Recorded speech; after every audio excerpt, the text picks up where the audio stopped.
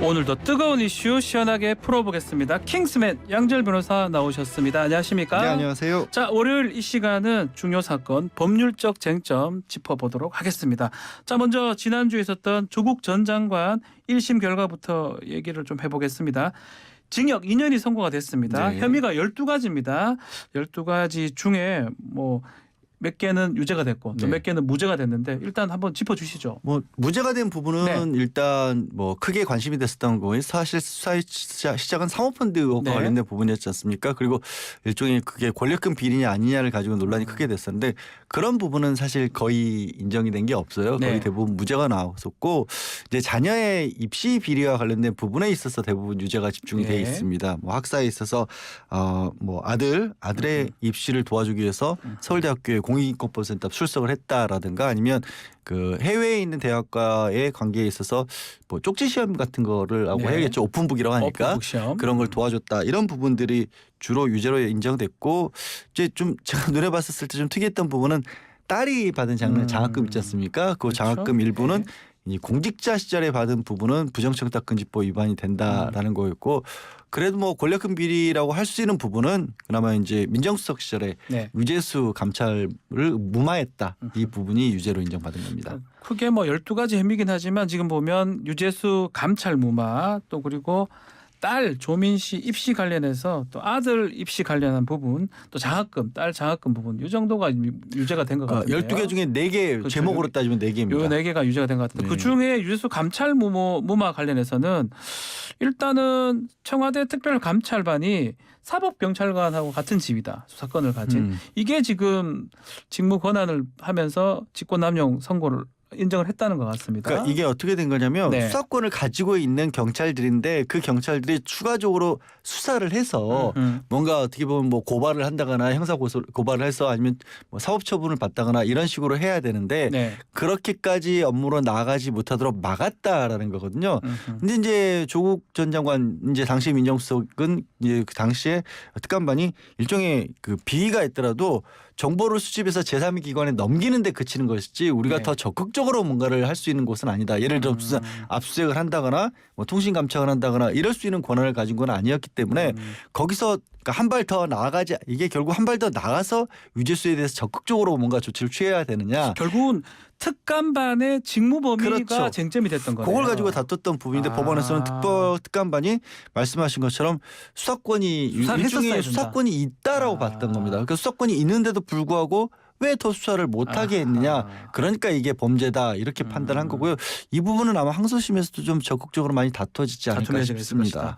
또 말했던 오픈북 퀴즈 이거는 업무방해죄가 지금 성립한 건데 이게 사실 재판 받을 일이냐 이런 논란이 사실 있긴 있었어요. 그러니까 이걸 기소를 하면 정말 많은 분들이 걸릴 수도 있는 거 아닌가 이런 얘기가 있었어요. 그러니까 이게 말씀하신 것처럼 잘했다라고 결국 네. 볼 수 없는 거긴 합니다만 그러니까 우리가 이제 법의 잣대를 어디까지 엄격하게 들이댈 것이냐의 문제인 것 같아요. 네. 이런 부분도 법대로 한다라면 분명히 업무방해가 되는 건 맞아 보이지만 과연 이게 얼마만큼이나 성적에 반영되는 건지 또 그리고 이게 일반적으로 다른 학생들은 어떻게 하고 있는 건지 이런 것들을 좀 비춰봤었을 때 이것까지 기소를 하는 게 맞느냐. 어쨌든 기소가 되면 이제 유무죄 따져야 되니까 법원에서. 재판장 입장에서는 이거를 그냥 또 무죄로 가기는 또 어려운 상황이 아니었을까 싶다. 양형이 얼마나 반영이 됐는지는 잘 모르겠는데 양형 부분에는 크게 반영은 안 됐을 거로 보여요. 자, 좀 이렇게 되면 아들에 대한 입학 취소 절차도 시작이 되는 건가요? 지금 딸 같은 경우는 지금 입학이 취소됐잖아요. 그러니까 이제 아들 같은 경우에 과연 네. 그때 당시에 조금 전에 말씀드린 것 중에 예를 들어서 서울대 공익인권법센터에 가서 연수를 받았다든가 이런 것들이 얼마만큼이나 지금 현재 가지고 있는 지위에 영향을 끼쳤다고 볼 수 있는지에 따라 달라질 것 같아요. 네. 그러니까 딸 같은 경우에는 그 명문에 허위서를 제출했을 경우 입학을 취소할 수 있다 이런 명문이 있었는데 네. 이 아들의 입시 과정에 대해서는 많이는 알려져 있지 않거든요. 상대적으로. 그래서 그 제출한 서류가 정말로 입시에 결정적인 기여를 했는지. 다만 이 부분도 이제 따를 때도 논란이 됐던 부분은 그 서류가 있었다고 해서 그러면 그때 당시에 그 학생이 대학에 들어갈 수 없는 실력이냐 이런 부분은 또 달리 좀 볼 부분인데 그런 것까지 따져지진 않았죠. 예. 알겠습니다. 자, 햇수로만 5년째 재판을 받아왔는데요. 지난 3일 법원 앞에서 조국 전 장관 그동안의 소회를 밝혔는데요. 이 얘기 잠시 듣고 오겠습니다. 여기 계신 언론인 여러분 포함하여 당시 검찰, 언론, 보수야당은 제가 사모펀드를 통해서 권력형 비리를 저질렀다고 십자포화를 퍼부었습니다. 저는 사모펀드에 대해서는 기소조차 되지 않았고 저의 배우자 정경심 교수도 사모펀드 관련해서는 거의 모두 무죄를 받았습니다. 물론 이 점을 말씀드리는 이유는 오늘 사건 재판과는 관계가 없지만 이 사건이 어떻게 출발했는가에 대해서 말씀드리는 것입니다. 자, 조 전 장관 소회를 밝히면서 꺼낸 단어가 사모펀드, 십자포화 이런 얘기를 좀 꺼냈습니다. 결국 이 부분들은 사모펀드 관련된 조국펀드, 이른바 조국펀드는 아예 무죄가 선고를 됐었고 원래 조국 사태 이 초기에는 조국 펀드하고 대선 자금하고 같은 거다 이렇게 정치권 언론에서 많이 얘기를 했었는데 이 부분은 지금 정윤식 교수도 마찬가지로 다 무죄를 받았던 부분이죠. 무죄를 받기도 했었고 네. 아예 기소조차 사실은 대부분 안 기소도 안 됐다라는 됐고. 거죠. 이제 좀 전에 이제 우리 앵커님도 조국 사태라는 표현을 네. 쓰셨는데 그렇게 사태라고까지 할 만한 상황, 뭐 광화문과 서초동으로 나눠서 국민들이 각각 집회를 하고 이랬던 그렇죠. 이유가 대단한 권력형 비리가 있다라는 식으로 대대적으로 보도가 됐었고 검찰 수사도 그렇게 출발을 했었잖아요. 사실 그러니까 뭐 별도로 이 권력을 이용해서 특정 기업을 지원을 해줬다거나 아니면 일반인들은 접근하기 어려운 어떤 정보를 해서 본인이 막대한 이익을 취득하려고 한 것처럼 그렇게 시작이 된 거였거든요. 그렇죠. 네. 그러니까 지금 돌아보고 나서 재판의 결과를 놓고 본다면 뭐 일부 유죄 같은 부분이 분명히 있지만 사실 그때의 상황, 뭐 조 전 장관 관련해서 한 70곳 가까이를 압수수색을 70번 가까이 압수수색을 했다거나 아니면 굉장히 많은 수사팀이 동원이 돼서 근 1년 가까이를 뭐 이게 생중계에 되다시피 했었잖아요. 그 과정에서 말씀드린 것처럼 국민 여론도 반쪽으로 쪼개져서 이게 지지하는 사람 또 반대하는 사람 이렇게까지 이렇게 나눠졌었고 그게 결국에는 이제 지금의 윤석열 대통령까지도 이어지는 상황이었는데 네. 그럼 그 시작점으로 들어가 봤었을 때는 그럴 만한 사건이었느냐라는 거죠. 결국 그 부분을 뭐 간과할 수는 없을 것 같아요. 언론에서는 그냥 유죄가 나왔으니까 유죄다라는 식으로 유죄가 나온 부분은 입시 관련된 부분이 입시 관련된 대부분이다. 부분이고 예. 아까 이제 지적하신 것처럼 과연 어디까지 이런 부분을 뭐 들여다 봐야 되느냐 이런 부분까지도 얘기가 나올 수 있는 상황인데도 처음 시작은 그게 아니었는데 재판의 결론만 놓고 보면 그때 그렇게까지 했었던 게 네. 사실 좀 안 맞아 보이는 건 사실이죠. 자, 그렇다면 조 전 장관의 항소심 전망도 있고요. 또 대법원 확정 판결을 나려면 아마 다음 총선 이후로 넘어가야 될 것 같기도 총선이 하고요. 내년 5월이기 예. 때문에 그럴 것으로 보입니다. 항소심에서도 검찰도 이 부분은 그 말씀드린 것처럼 처음 시작과 그게 어떻게 중대했느냐와 별개로 검찰과 또 조 전 장관 간의 법정 다툼도 굉장히 심하게 크게 다투고 있는 상황이기 때문에 예. 양쪽 다 다툴 수 있는 것들 다시 한번 다 다투지 않을까. 그럼 또 1년 훌쩍 넘어가지 않을까 1년 싶어요. 넘어갈 것이다. 네. 자, 또 이 소식도 있어요. 서울대가 이르면 오늘 교원 징계위원회 열고 조국 전 장관 징계 논의도 한다면서요. 네, 그렇습니다. 지금까지는 사실 이제 직위해제 그러니까 교수로서의 자리는 유지하지만 하는 서울대에서 시키는 일이 없는 그런 상황이었거든요. 그러다 보니까 이제 그때 당시는 징계를 해야 되냐 안 하는 네. 그런 여론도 있었는데 일단 검찰이 재판에 넘겼다는 것만으로 우리가 징계를 할 수 없느냐라는 그런 입장이었죠. 하지만 이제 지난해 7월에 징계 의결해서 다시 요구가 올렸고요. 징계위에서 또 1심 판결 이후로 미뤄놓은 상태이기 때문에 네. 이제는 이제 징계를 미룰 수가 없는 상황이고요.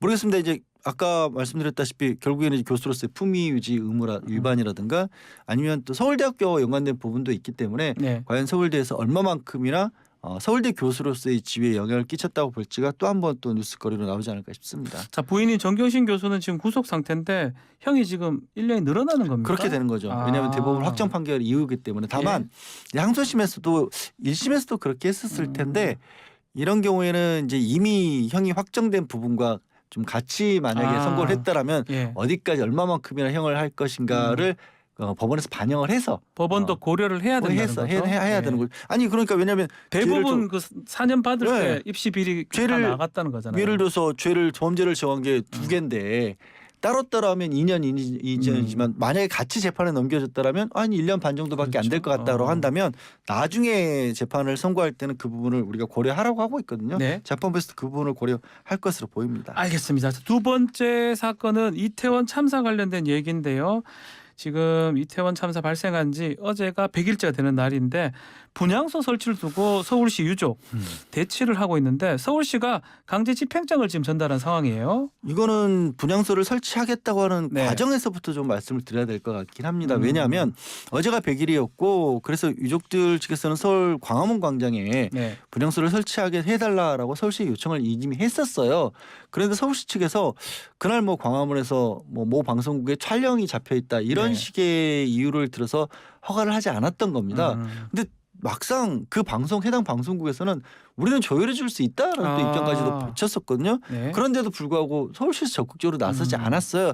그러다 보니까 어제 이제 유족분들이 이걸 광화문 쪽이 아니라 시청 앞에 서울광장에 좀 규모가 크지도 않습니다. 그렇게 설치를 했는데 서울시에서는 이거는 허가 없이 설치한 시설물이고 있기 때문에 오늘 오후 1시까지 이 철수를 시키지 않으면 강제로 집행해서 이걸 다 없애겠다 이렇게 지금 예고를 한 상황입니다. 서울시가 이 추모 공간으로 하면서 제한한 공간이 있긴 한데 보니까 지하철 6호선 녹사평역 지하 4층이에요. 네. 지하에다가 이 추모 공간을 만든다. 이게 어떻습니까? 그러니까 저는 이 상황이 좀 제일 납득이 안 가는 게 이태원 12구 참사와 관련해서는 정부에서 이런 어떤 분향소도 그렇고 초기에 이제 희생자들이 이제 추모를 하기 시작할 때 추모 장소도 그렇고 예. 조금 더 적극적으로 유족들이 원하는 바에 따라서 그리고 뭐 국민들의 상당수도 원하는 그런 모습들이 있었지 않습니까? 그렇죠. 거기에 맞게끔 했으면 지금 이 상황이 이런 사달이 나지 않았을 것이라고 보거든요. 근데 왜 자꾸 오히려 유족분들의 마음을 더 아프게 만드는 쪽으로 그러니까 뭐 제가 뭐 유족분들을 다 들어줘라 이런 게 아니라 바라시는 것들이 그렇게 무리하다고 볼 수 없는 것들인데 뭐 유족들끼리 교류하게 해달라거나 네. 추모 공간을 충분히 다른 사람들이 편하게 알 수 있는 곳으로 이 추모 공간을 만들어 달라거나 이런 것들을 응대를 안 해주다 보니까 일어나고 이렇게 충돌이 일어나면 글쎄 뭐 다른 어떤 역사적 경험이 비춰왔을 때도 더 이게 좀 가라앉지가 않지 않을까 싶어요. 저는 좀 걱정스럽습니다. 근본적으로 이 분향소가 시민들에게 불편을 주는 시설인지가 좀 얘기를 해봐야 될 것 같고 세월호 분향소 설치할 때도 이런 논란이 있었던 것 같기도 한데 문제는 이제 강제 철거가 많이 된다면 뭐 대집행 같은 게 된다면 상당한 혼란이 예상될 것 같은데요. 뭐 해결 방법이 없는 겁니까? 뭐 지금 유족분들 같은 경우는 만약에 강제 철거에 나서게 될 경우는 정말 끝까지 저항을 하겠다라고 그러니까요. 하고 제가 말씀드린 게 그거예요. 이 정부나 이 당국 지자체에서 적극적으로 나서서 풀어드릴 수 있는 부분을 풀어드리지 않으니까 이렇게까지 극단적인 대치가 나오는 거거든요. 네. 그래야 될 이유를 잘 모르겠다라는 거죠. 그리고 처음 물어보셨던 것처럼 지금 설치된 분향소만 해도 서울광장 쪽 시청 앞쪽에 그렇게 뭐 사람들의 통행이 많은 곳이 아니에요. 광화문 광장처럼 이렇게 크게 설치된 것도 아니고 그렇기 때문에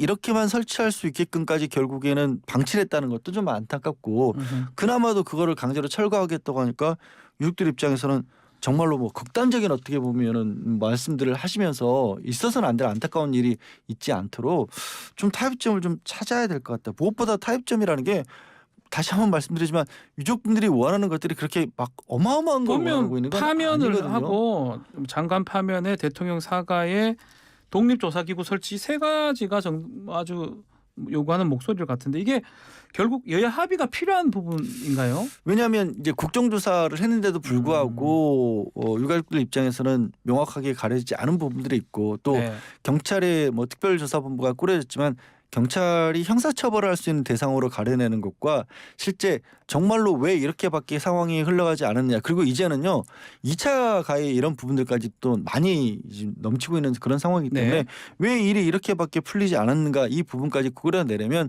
추가 조사가 필요한 상황이 돼버렸어요. 그러니까 저는 일을 키워버린 그런 상황이거든요. 그러다 보니까 조금 더 적극적으로 나서지 않으면 저는 뭐 이 유가족분들이 선택지를 좁히고 있지 않는가 싶습니다. 알겠습니다. 자, 다음은 김성태 쌍방울 전 회장 이야기입니다. 자, 지금 재판에 넘어갔는데요. 7가지 혐의로 기소가 됐습니다. 근데 지금 이재명 대표 관련된 변호사비 대납 의혹 이 부분은 빠졌네요. 그러니까 이것도 사실 이재명 대표와 관련된 수사 네. 같은 경우에는 이게 처음에 검찰 수사가 어떻게 어떤 방향으로 흘러가고 있느냐와 또 실제로 재판에 넘어가거나 아니면 재판에 넘어가서도 방향이 바뀌는 일들이 빈번하게 일어나고 있거든요. 네. 사실 김성태 전 회장 같은 경우도 김성태 개인을 놓고 봤었을 때는 회사에 대한 횡령이나 배임 부분이 훨씬 클 수밖에 없죠. 액수도 굉장히 높고. 그렇죠. 근데 언론에서 집중을 했던 부분은 변호사비 대납 의혹이었어요. 이거는 처음에 수사를 할 때도 수사 대상, 정식적인 수사 대상이 아닌데도 불구하고 계속 그 언론에서 이 부분을 집중적으로 보도를 하다 보니까 네. 막상 빠지고 나니까 이건 왜 빠졌지 이렇게 되는 건데 사실 처음부터 들어가 있지도 않았던 거예요. 수사 처음부터 대상으로. 없었다는 거죠. 예. 예. 자, 그리고 또 지금 많이 언급되는 게 대북 송금 얘기가 많이 언급되잖아요. 근데 이번에 김성태 전 회장 기소가 됐는데 남북 교류 협력법 위반은 없고 외국환 거래법 위반죄 이게 적용이 됐더라고요. 그러니까 이건 어떻게 이거는 이해를 해야 됩니까? 김성태 전 회장을 그 구속영장을 청구할 때는 남북교류협력법을 네. 넣었었는데 이번에는 그 부분은 뺐어요. 그러니까 재판에 넘어갔을 때는 확실하게 입증할 수 있는 부분들을 중심으로 가야 되지 않습니까? 혐의 사실이.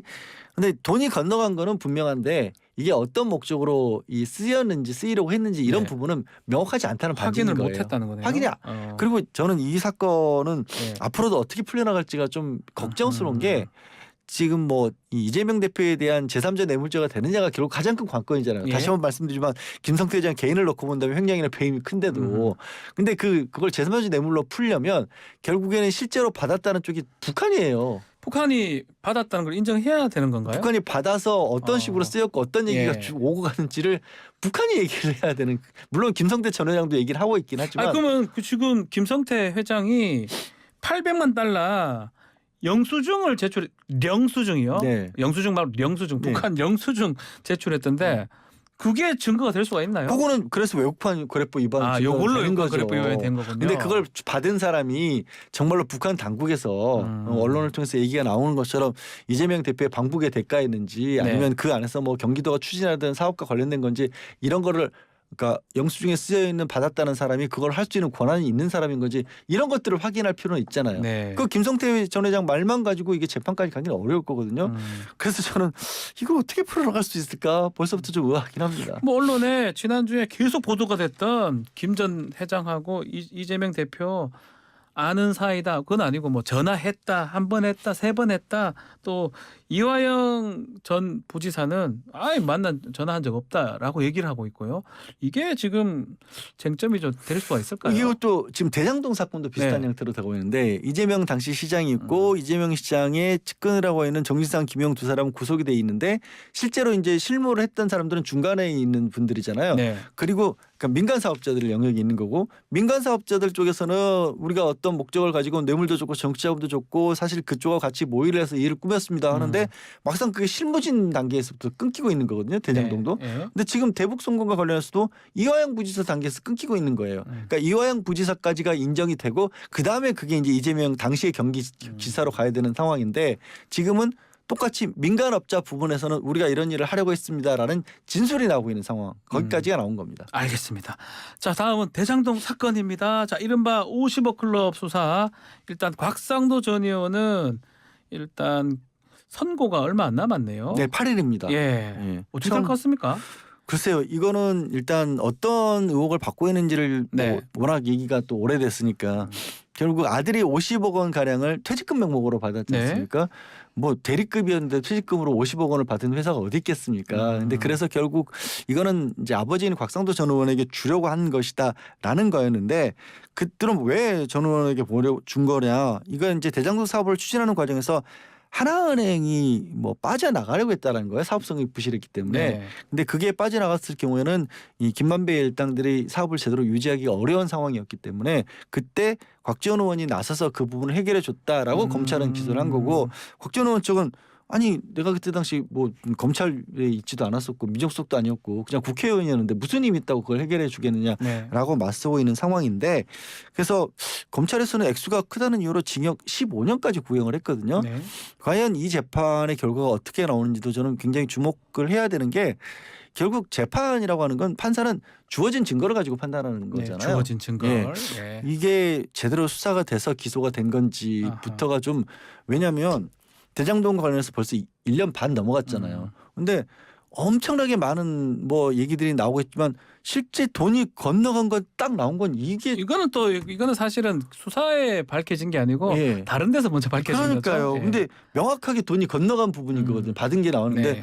오히려 이것보다 다른 쪽에 더 수사가 또 많이 집중됐고 또 얘기만 많이 나왔기 때문에 그럼 이 정말로 유일하게 돈을 받은 게 명확하게 나온 곽상도 전 의원에 대해서는 얼마만큼이나 검찰이 제대로 수사를 해서 재판을 했을까 이 부분이 이제 저는 8일날 결과를 주의 깊게 보는 구형 자체는 이유입니다. 징역 15년에 벌금이 50억 원입니다. 근데 구형은 그렇게 했더라도 예. 정말 수사가 그러니까 이게 뭐 유죄 거기에 걸만큼 나올 만큼 제대로 돼서 재판으로 집중해서 됐는지 결과를 보면 알겠죠. 또 지금 또 한번 눈여겨봐야 될 부분이 이미 지난해 여름에 보석으로 나와서 불구속 상태로 지금 재판을 받고 있거든요. 양 변호사님은 어떤 결과가 나올 거라고 예상을 저는 하십니까? 결과 예측은 잘 안 합니다. 알겠습니다. 일단은 불구속 재판 구형은 센 15년 또 벌금 50억 원이다라고 짚어주셨고요. 자, 또 정의당 로치로 관련된 지금 그 50억 클럽 중에 다른 사람들 지금 곽상도 말고 권순일 대법관, 박영수 특검, 최재경 지검장, 김수남, 홍성근 머니투의 회장 등 이 사람들 수사는 어떻게 되고 있습니까? 얘기가 없어요. 아, 그러니까 이게 뭐든지 뭔가 의혹이 커다랗게 제기가 되면 네. 가장 먼저 해야 될 부분이 돈의 흐름이라고 얘기를 하고 실제 다른 사건들도 대부분 그렇게 되고 곽 전 의원은 그나마 아예 돈이 건너갔고 나머지 사람에 대해서도 비슷한 상황에서 뭐 검찰이나 이 검찰 고위직 출신들이 네. 이 50억 원을 김만배 대지주와 가까운 사람들이었기 때문에 건너가려고 했다 실명까지 거론이 된 상황이었는데 별로 나온 게 없어요. 박영수 전 특검 같은 경우는 또 인척이지만 관련돼서 돈이 오간 흔적들도 있었거든요. 많은 돈이 나갔거든요. 근데도 어떻게 되는지는 얘기가 없네요. 또 그 아주 중요한 증거인 정영학 녹취록을 네. 다 봤던 뉴스타파의 봉지욱 기자의 말에 따르면 이 사람들 얘기는 너무 많이 나온다. 이거는 상대적으로. 아니 그 부분만 절대적으로 많이 나온다는 식으로 얘기를 하더라고요. 이재명 대표와 비교했을 때는 절대적이라고 할 만큼 많이 나오는데 왜 수사가 안 되냐 모르겠다 하더라고요. 그 얘기 이름도 많이 나오고 액수도 특정이 돼 있고 그중에 한 사람은 실제로 돈도 건너갔고 하지만 재장동 숫자는 검찰은 이렇게 얘기하고 있어요. 순차적으로 수사를 하겠다. 근데 그 순차의 순위는 누가 정한 것일까? 이 부분이 참 의아하긴 하다는 거죠. 알겠습니다. 자, 오늘 킹스맨 여기서 마무리하겠습니다. 감사합니다. 네, 고맙습니다. 양절 변호사와 함께했습니다.